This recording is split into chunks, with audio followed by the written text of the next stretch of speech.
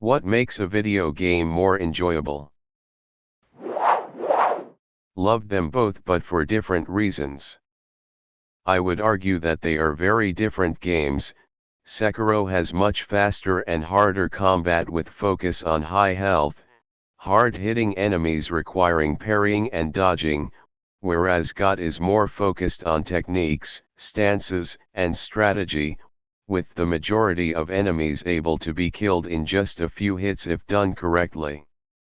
God is a more true samurai setting, with all enemies being actual humans, as opposed to Sekiro where most enemies are fantasy creatures and monsters. The story of both are very different, with God being open world but very story driven with cinematic cutscenes and in-depth dialogue, and Sekiro being, well, a FromSoft story that is barely fed to you in spoonfuls. It really depends what kind of games you like. For most people I would definitely recommend God, as it is by far the best game I played last year with an amazing story and characters, but if you are a fan of FromSoft and want to play their, in my opinion, hardest game, then I would recommend Sekiro. Your best option, however, would be to get and play both, because they are both great games you don't want to miss out on. Overall, God would be my first choice, as has a great story with amazing characters, as well as being a very beautiful environment, but I did love Sekiro since I love hard-ass games with fights that take me hours to beat. I appreciate when games aren't holding my hand and just drop you into an empty area to figure shit out on your own. If you hit me with a ton of menus and tutorials, I'm infinitely less interested in playing. I can figure most of this out on my own. See, The Witness. They don't explain shit. You're alone in an empty area with nobody to talk to and a bunch of doors with basic puzzles on them. The farther you go and more complex the puzzles get, you begin to understand the mechanics simply by playing the game. You start noticing how doors and other devices are affected by the puzzles. Breath of the Wild did this pretty good too, with trapping you on an island and you have to solve the 3 shrines before you're allowed to leave. They didn't hold your hand and tell you how to get through the ice area.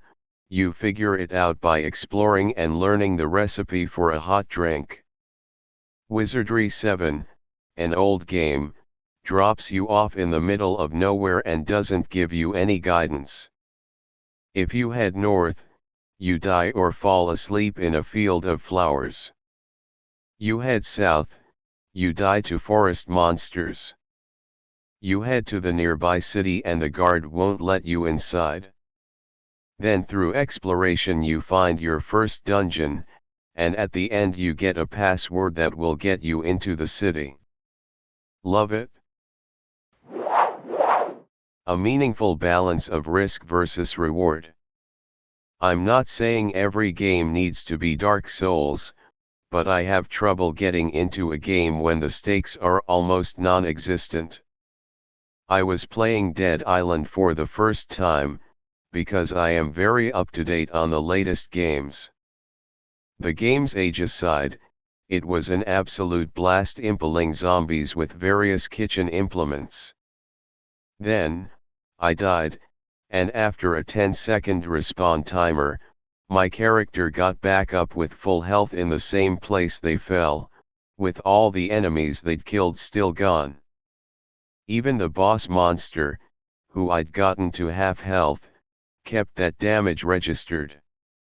I let the enemies kill me again, just to see if this was some sort of limited grace period, but no, I died, waited 10 seconds, and got back up like nothing had even happened. I stopped playing shortly thereafter. Suddenly the last few hours seemed pointless.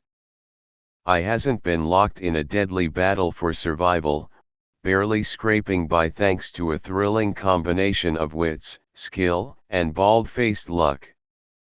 In reality, I'd been slowly slogging through a backlog of virtual tasks at which I couldn't possibly fail.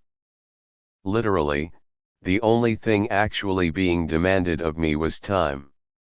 Look, generally speaking, all video games are a waste of time.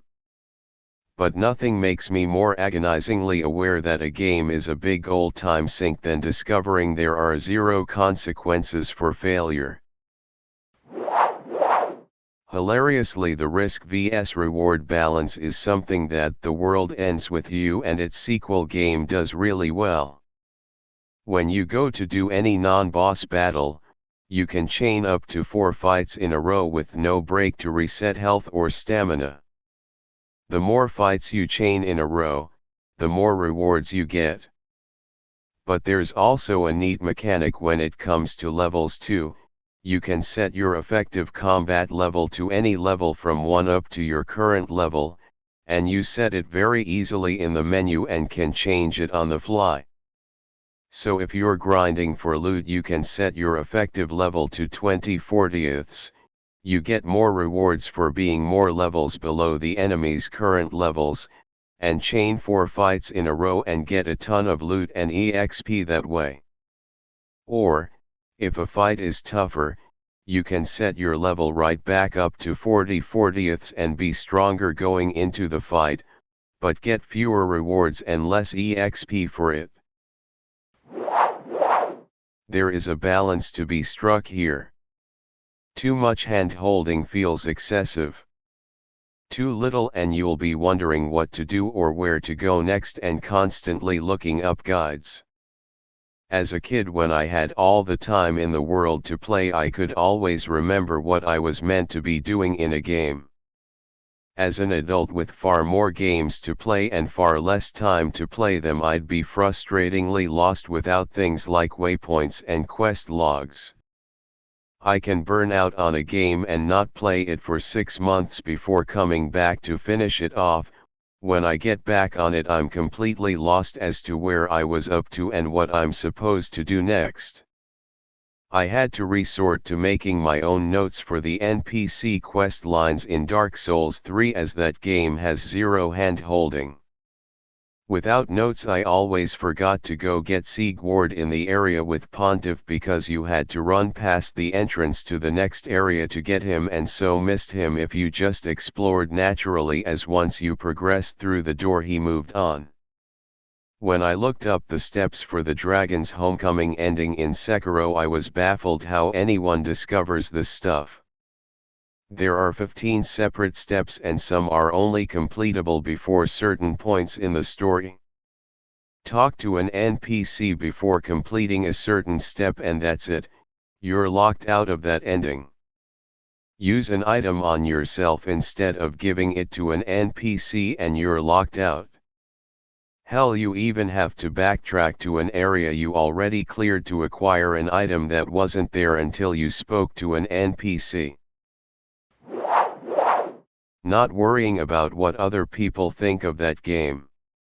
Too many people care about what others think of a game. I play many unpopular games too, and sometimes the least popular game in a series ends up being my favorite. For example, Call of Duty Ghosts as well as Black Ops Cold War are my 2 favorite Call of Duty games. I've also played every Call of Duty since Finest Hour religiously, and tend to put lots of time into them. I see Fallout 76 as being equal to Fallout New Vegas, and Fallout 4. Those 3 are the best Fallout games. I've also played Fallouts 1, 2, and 3 as well, but they aren't much compared to New Vegas, 4, and 76, though they are still good. I find the Star Wars Battlefront 2 from 2017 to be better than the Star Wars Battlefront 2 from 2005.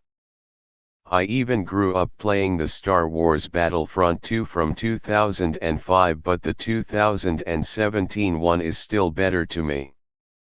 People need to learn to only care about their personal tastes when it comes to video games, and they shouldn't care what other people think. Also, people shouldn't take video games so seriously either. I could care less that my choices of favorite games aren't popular, as I know how to develop my own opinion instead of following the bandwagon, or listening to what others say about a game. I don't even look at video game reviews either, with the exception of looking at technical aspects of video games from reviewers, as a game has to at least run good, and there isn't any room for personal opinion when it comes to tech specs, so reviews count/matter there but not anywhere else. Having the game narrative and mechanics be internally consistent. Have reasonable in-universe explanations for why things are happening. If something is only so powerful in-universe, keep it that powerful. This keeps the suspension of disbelief at a reasonable level. The worst offenses for this are Mass Effect. Much of the story comes from people not believing Shepard due to lack of evidence. Hard suits have cameras and it is never used past the first cutscene. Also, if I have a very powerful weapon equipped, it makes no sense in universe to swap out to the least powerful pistol in the game during cutscenes/boss encounters. Far Cry 5. Occasionally, for story purposes, you are hunted by dart-wielding, invisible cultists with perfect aim, perfect tracking abilities, and ammo able to go through anything to knock you out for the next story scene. They appear nowhere else in the game and exist only to forcibly advance the plot. The many games where there is a major difference between cutscene logic and gameplay logic, such as where your character is incapacitated in one hit, or they become a clumsy bumbling oaf that takes 3 times as long to react to danger, but only when you don't have control of them. I once saw a GDC lecture on the idea of games having a home base, and that really resonated with me. It doesn't need to literally be a home, but some area of the game where nothing stressful happens. You can just kinda run around, mess with the controls, and customize stuff. It's easy to get there, and you just get dumped there between chapters. So many times I played a game that didn't have something like that, and what would happen is that I'd get to a really hard boss fight, I'd fail over and over again, I'd quit in frustration, and then I'd put the game down for a while. Months or even years later, I'd come back like, oh yeah, I remember that game was great, why didn't I ever finish it? Come back, die to a boss fight, go oh yeah and quit the game, never to return. Having some easy place to relax between tough sections of the game, or come back to for a returning player, is a really valuable and often overlooked aspect of game design. Well, music can make every cutscene or gameplay in general feel more real and emotional, so definitely that. When there aren't just couple simple fighting mechanic, I would rather have all different kind of fighting styles or methods to make game feel more real. Not the MC attacking like 2 types of attacks and beside that they can jump and that's it. I feel like it takes 2 takes gameplay mechanics thing to whole another level. Couple of simple puzzles just to chow lang your brain a little bit, and if you really can't handle it, there is internet to help you out. So I really don't see why you would put a puzzle here and there. I also prefer open world game because it gives me more freedom over this virtual fantasy world. It makes me feel like I am either MC or like I am traveling with them and helping them.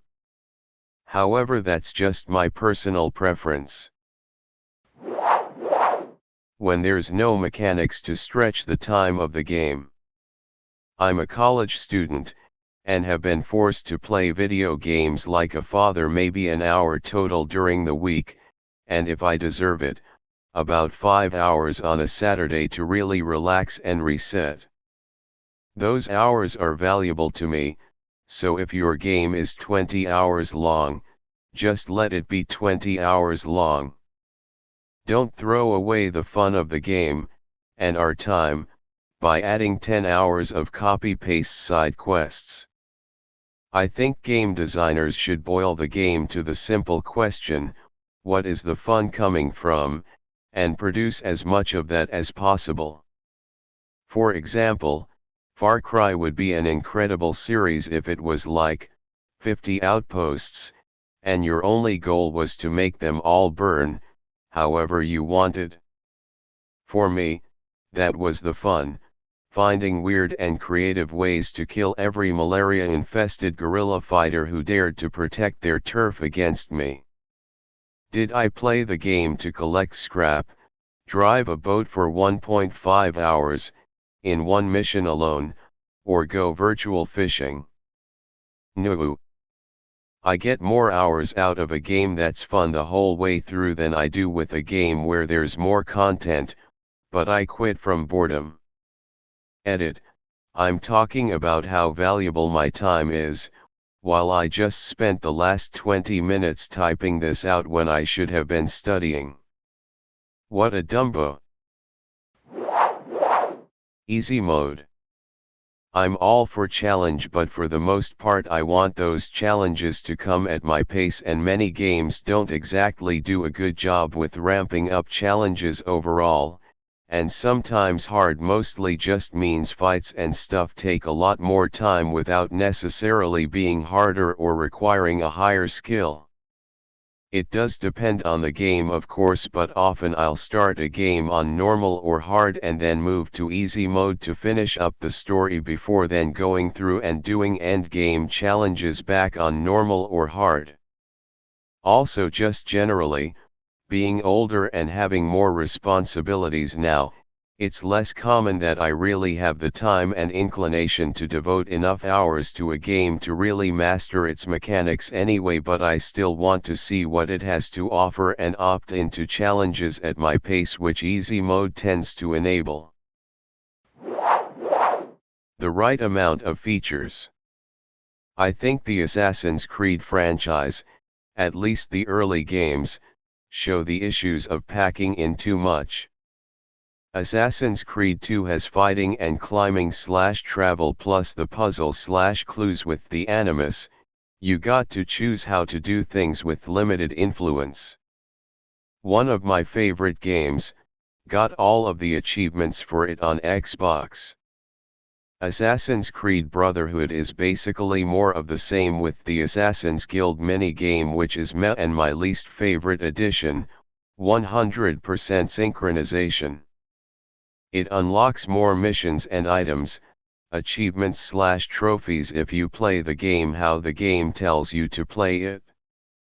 Makes the game feel much more rigid. Assassin's Creed Revelations adds a bunch of useless mini-games, including a tower defense game that just sucked.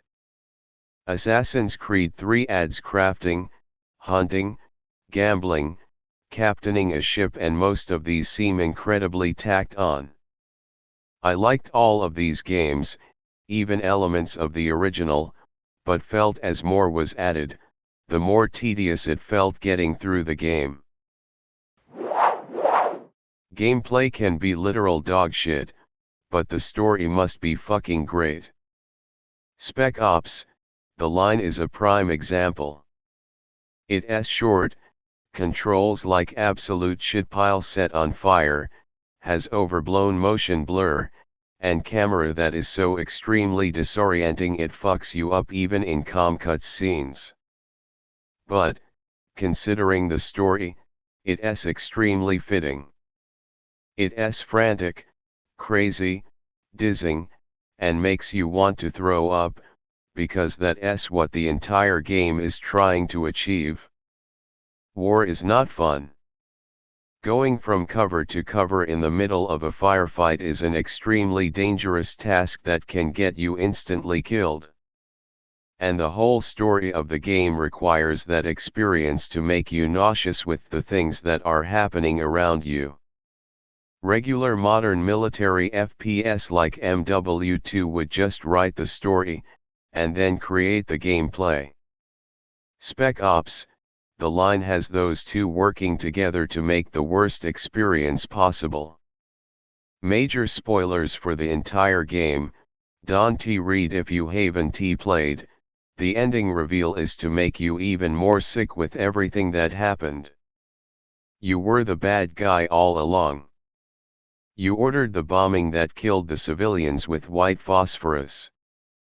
You made up an enemy to put your blame on, when that guy had died a long ago before you had arrived.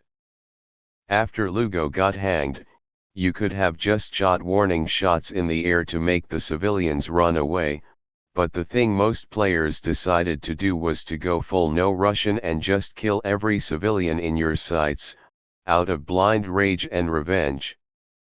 And in the end, the only salvation is for Walker to commit suicide, because he deserves punishment.